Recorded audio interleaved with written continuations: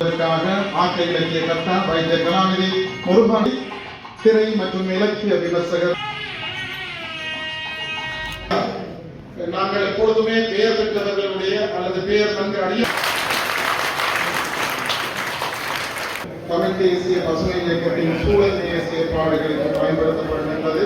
அவையை நான் பார்க்க வேண்டிய சூழல் எழுந்திருக்கிறது. வைக்கிற போதெல்லாம்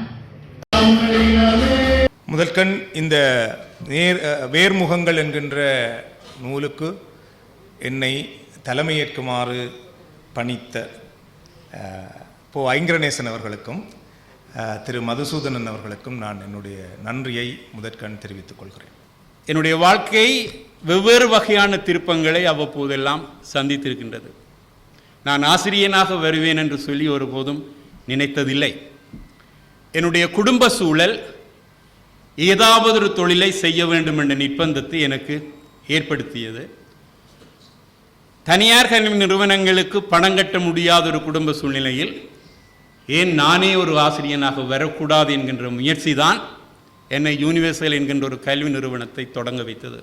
ஏஎல் படித்த ஒரு பையனிட்ட மாத்திரம் என்னுடைய பிள்ளைகளை எப்படி நாங்கள் அனுப்புவது, அல்லது அவர் ஏஎல் மட்டும்தான் படித்தவர் என்று சொல்லி இதர நிறுவனங்களுடைய விமர்சனம், இதற்காக நான் ஒரு பட்டதாரியாக வர வேண்டும் என்று சொல்லி சென்னை பல்கலைக்கழகம் சென்றேன். இந்தியாவில் இருந்து படித்து முடிஞ்சதுக்கு பிறகு இந்தியன் கிராஜுவேட்டு தானே நீங்கள் படிக்கிறீங்களேங்கிற விமர்சனம், அதை தவிர்ப்பதற்காக நான் யாழ்ப்பாண பல்கலைக்கழகத்தில் தாவரவியல் முதுவிஞ்ஞானமானி பட்டத்தை நான் பயில்வதற்கு முயற்சித்து அதிலேயும் நான் அந்த பட்டத்தை பெற்றேன்.